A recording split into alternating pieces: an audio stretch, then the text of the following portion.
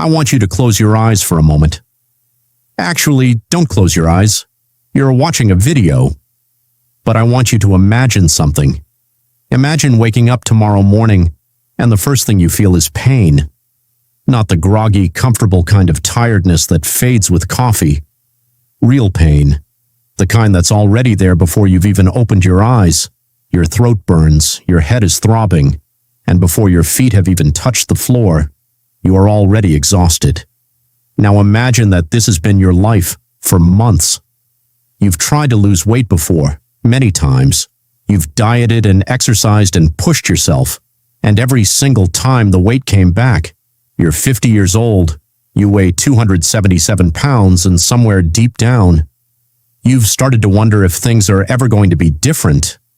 That was Missy Gillenwater's life, a stay-at-home wife from Ohio, an ordinary woman, living what felt like an impossible situation. And then, one unexpected medical diagnosis changed absolutely everything. This is the full story of how Missy Gillenwater lost 114 pounds in just 12 months, with no gym membership, no personal trainer, no surgery, no miracle supplement, just walking. And a decision she made when her body finally said, enough. Stay with me, because by the end of this video, you are going to believe something you may have stopped believing a long time ago, that it is possible, for you, starting right now. Who is Missy? Before we get into what happened, let's talk about who Missy Gillenwater is, because here's the thing, she is not a celebrity, she's not a fitness influencer, she doesn't have a personal chef or a home gym or a lifestyle manager who organizes her meals. Missy is a stay-at-home wife from Ohio, a regular person living a regular life in a regular town, and for most of her adult years she fought the same battle that tens of millions of people fight every single day. Her weight. And I want to be very clear about something, because there's a narrative that gets attached to people who struggle with their weight, this idea that they aren't trying hard enough, that if they just had a little more discipline, a little more willpower, things would be different. That was not Missy's story.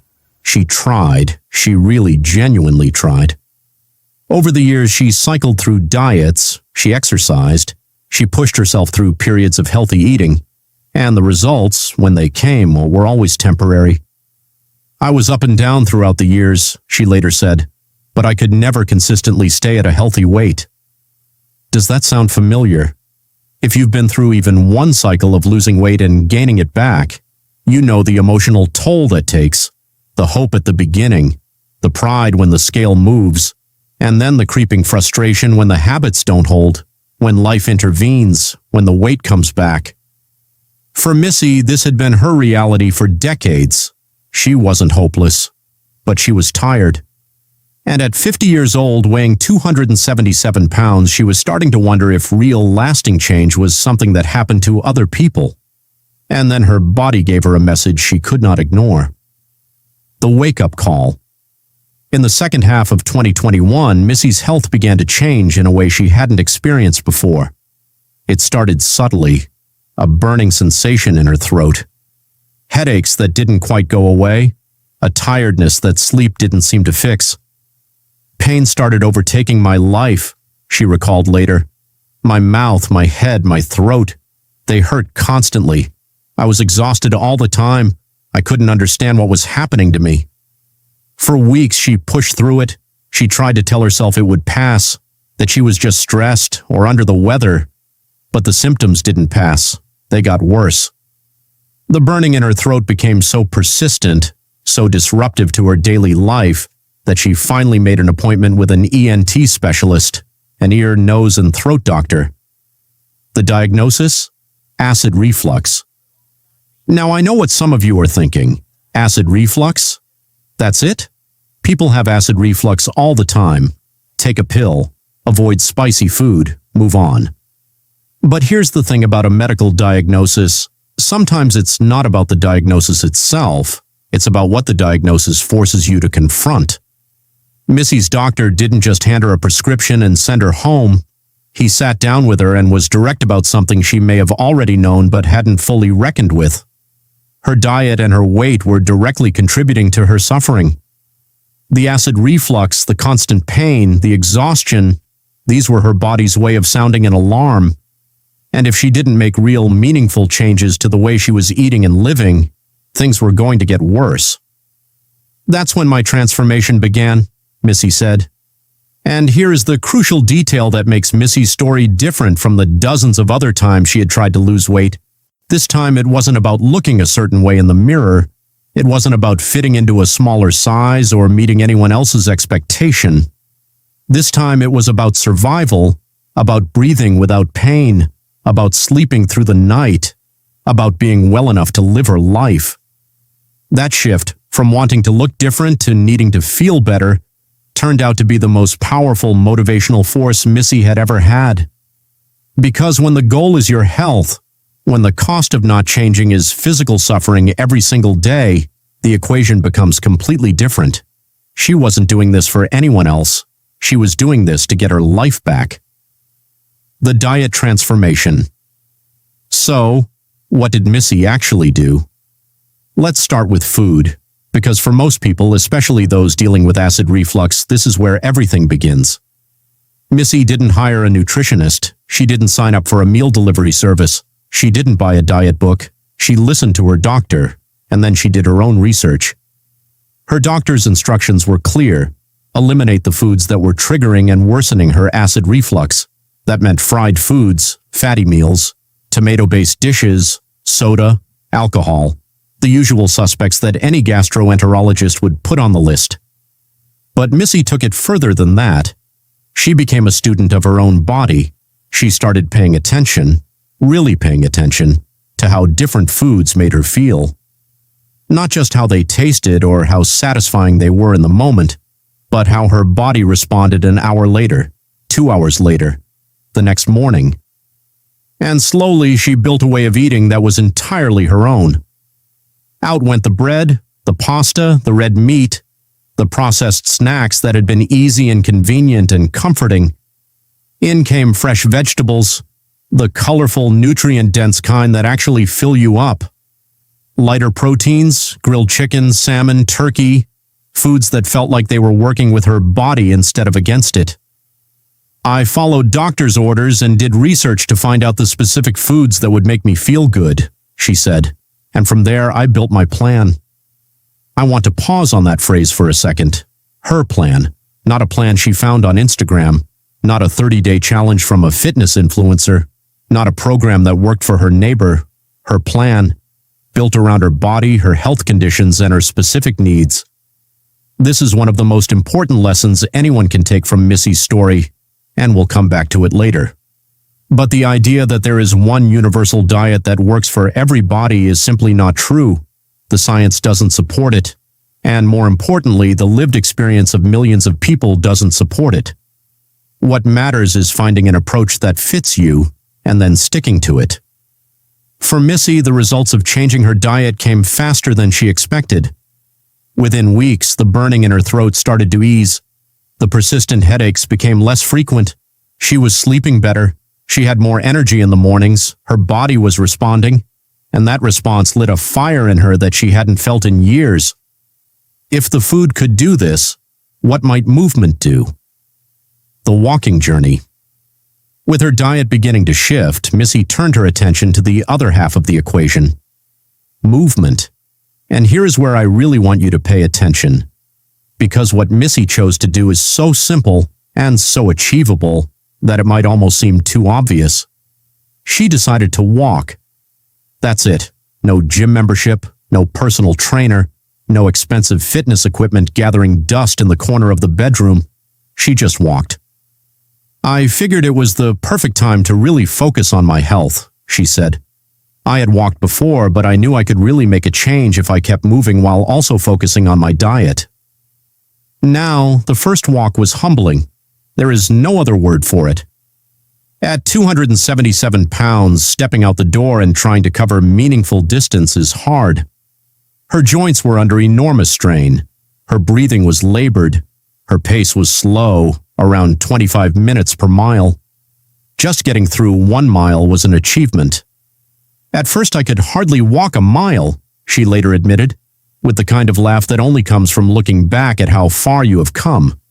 But here's what Missy did that most people don't. She came back the next day, and the day after that, and the one after that. 1 mile became 2, 2 became 3, 3 became 5. The pace started to improve, the joints stopped screaming quite as loudly, the breathing became easier, and along the way Missy found something she hadn't expected: community. She connected with the Start Today program, a community run through the Today Show, where people shared their struggles, celebrated each other's small wins, and held each other accountable on the hard days. Motivation through the hard times continued to be a struggle, she acknowledged. It can be hard to get started, and then continue going. That honesty matters, because anyone who tells you a transformation journey is nothing but motivation and momentum is lying to you.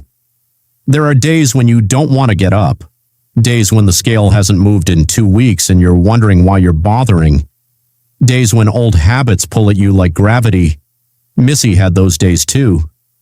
But she had a tool for those days, something so simple it's almost surprising how powerful it was: photographs.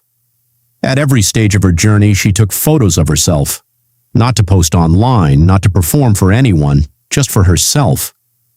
So that on the hard days, the days the doubt crept in, she could pull up her phone and see the evidence, the visual proof that her body was changing, that what she was doing was working, month by month, mile by mile, pound by pound. Missy Gillenwater was becoming someone new. The results. 1 year, just 12 months. In 12 months of walking and eating right, no surgery, no personal trainer, no shortcuts, Missy Gillenwater went from 277 pounds to 163 pounds, 114 pounds, gone.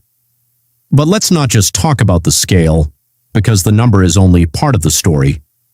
Her shirt size dropped from a 4X all the way down to a large. Her pants went from a size 24 to a size 12. The woman who once couldn't make it through a single mile without stopping was now walking 10 to 13 miles every single day. She built a 13-month walking streak, not one day missed. She completed her first 5K race. At her first practice run, she crossed the finish in 55 minutes. On race day, motivated, surrounded by community, months of consistency behind her, she finished in 52 minutes. "I was so excited," she said. "The people in the program motivated me to reach that goal." And then came the moment that made everything worth it. 1 year after the acid reflux diagnosis that had started everything, she went back to her doctor. He reviewed her results. He looked at her numbers. And then he told her something she will probably never forget as long as she lives. She no longer needed her blood pressure medication. She no longer needed her acid reflux medication either. Her body, the same body that had been in pain, exhausted, and struggling just 12 months earlier, had healed itself. "I feel more confident and happy than ever," she said. "I love taking selfies of myself and trying on new clothing now." This woman, who had tried and struggled and started over more times than she could count, had done it. Not because she suddenly became a different person, but because this time she had the right reason, the right plan, and the consistency to see it through. Lessons we can all learn. Lesson 1. Pain can be a catalyst. We often wait for the perfect moment to start: a Monday, a new year, a milestone birthday. But sometimes the most powerful push comes from our own bodies. When your body sends you a message, take it seriously. Don't wait for things to get worse before you decide to change. Lesson 2. Start where you are, not where you wish you were. Missy didn't start her walking journey by running 5 miles. She started with 1 slow, difficult mile. That mile was enough. Whatever you can do today, no matter how small, is enough to begin. The goal grows with you. Lesson 3. Build your plan, not someone else's. Missy didn't follow a trending diet. She researched, experimented, listened to her body, and built something that worked for her specific health needs. Your body is not the same as anyone else's. Stop comparing your journey and start tailoring your approach. Lesson 4. Progress photos are more powerful than the scale. The scale fluctuates. It lies sometimes. It stalls and frustrates and doesn't always tell the full story. But a photograph doesn't lie. Take pictures of yourself. Do it now while you're reading this. On the hard days, those photos will remind you of what you can't always feel, that you are changing. Lesson 5. Community changes everything. Missy found the start. Today, community, a group of people walking the same journey, cheering each other on. She has said clearly that their support made a difference.